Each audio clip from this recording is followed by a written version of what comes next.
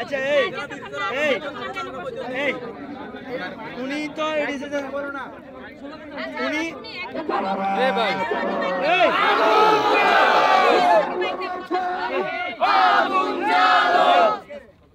উনি অতিরিক্ত জেলা প্রশাসক স্যারের প্রতিনিধি হিসেবে আসছে। আমরা আমাদের কথাগুলো বলি।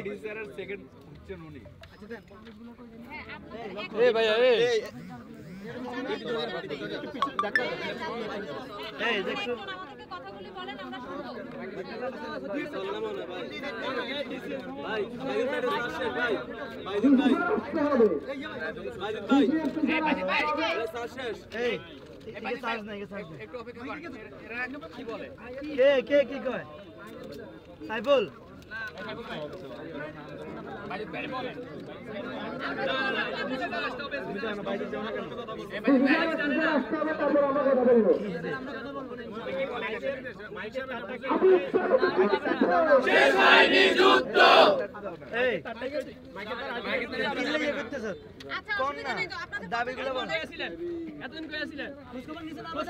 আমি 25 দিন অসুস্থ ছিলাম, একদিন খোঁজ খবর নিয়েছেন, সমান দাবি করেন।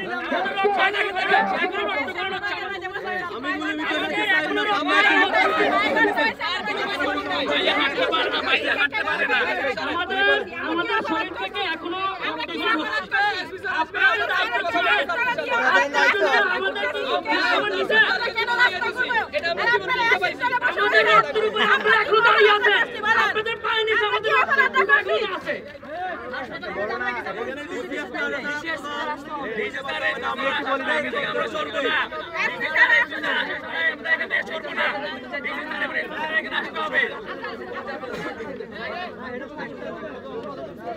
ভাই তুমি একটু পিছনে গেলে ভালো হয় তো তুমি ফেস নাকি ফেস করো তোমার ফেস লাগে তুমি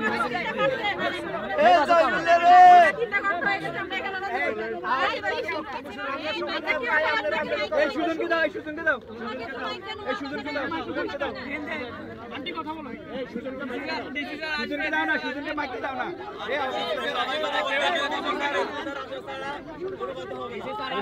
কোনো কথা হবে না এটা বুঝতে হবে তো একজন অফিসার না থাকলে তার সেকেন্ড অফিসারের সাথে কথা বলতে হবে না অফিসার ছিল আমাদের সামনে আমাদের নির্ধারিত প্রোগ্রাম ছিল আমরা এত কষ্ট কেন করব আমরা ছেলেকে মারি দিয়ে তলা দিয়ে দিয়েছি আমরা এখন কষ্ট করতেছি আমাদের কি অবস্থা আমাদের কি খবর দিতেছে না আমরা এই অবস্থা যাচ্ছি আমরা খবর কেন নেই না কি অপরাধ করছি আমাদের ছেলে রক্ত বন্ধ হয়েছে রাস্তার মধ্যে আজকে বাড়ির তলা দিয়ে আমরা রাস্তা ঘুরতেছি আমাদেরকে নগরে মারতে চাইতেছে আমরা কি অপরাধ করছি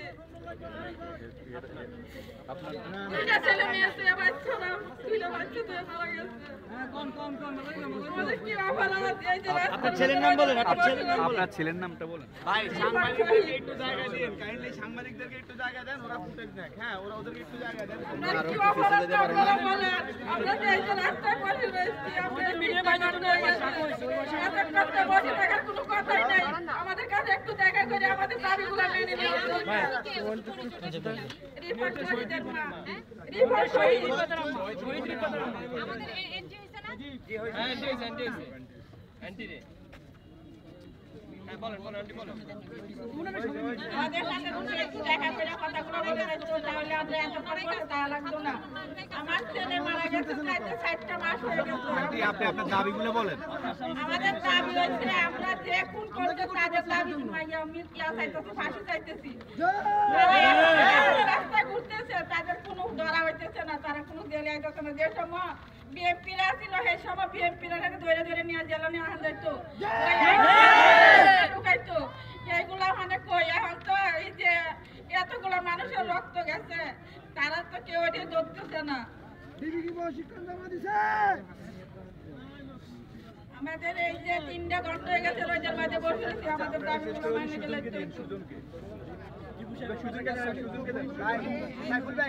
সবাই বলাতে সম্ভব হবে না, আহতদের প্রতিনিধি হিসেবে আপনি বলেন। আমি সুজন একটু বলুন, তারপরে আপনারা একজন বলবেন। আমরা এখানে অবস্থান, আমরা সবাই এখানে 9:30 বাজে অবস্থান করছি। আমাদের কর্মসূচি ছিল 9:30। এখন কয়টা বাজে একটু দেখেন। এখন 12:30 বাজে। 9:30 থেকে 12:30 এত সময় হয়ে গেছে। যদি স্যার কুমিল্লাও থাকতো, কুমিল্লা থেকে এখানে আসা পসিবল। কুমিল্লা থেকে এখানে আসতে একদিন সময় লাগে না। আহতরা এখানে রোদের মধ্যে বসে আছে।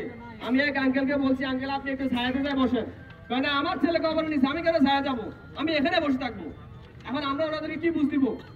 সমন্বয়করা এখন কোথায়? প্রশাসন কোথায়? আমরা আমাদের ডিসি স্যার এবং এসপি স্যার আসবে, আমাদের কথা শুনবে, আমাদের কথা শুনবে। তারপরে উনি আমাদের কথা শোনার পরে উনি কি পদক্ষেপ নিবে ওটা উনি বলবে। বলার পর আমরা যদি ওনারা যদি সন্তুষ্ট হয়, ওনারা যদি বলে ওনারা চলে যাবে, তাহলে চলে যাবে। ধন্যবাদ। আমি একটু বলি শুনেন, আমার স্যার ভোরবেলা চলে গেছে কুমিল্লা ক্যান্টনমেন্ট। আজকে একটা বিশেষ দিন 21শে নভেম্বর। উনি আস্তে আস্তে রাত হবে।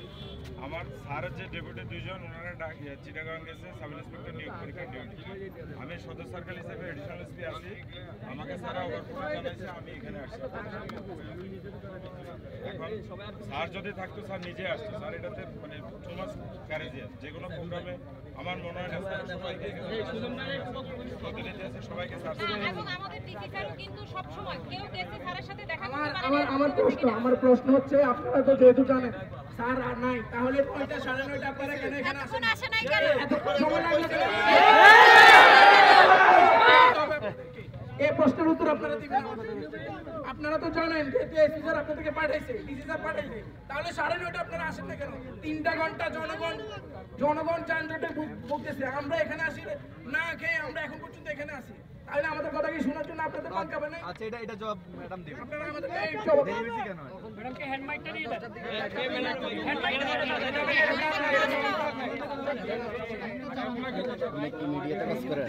আপনি পিছনে যান, সোজা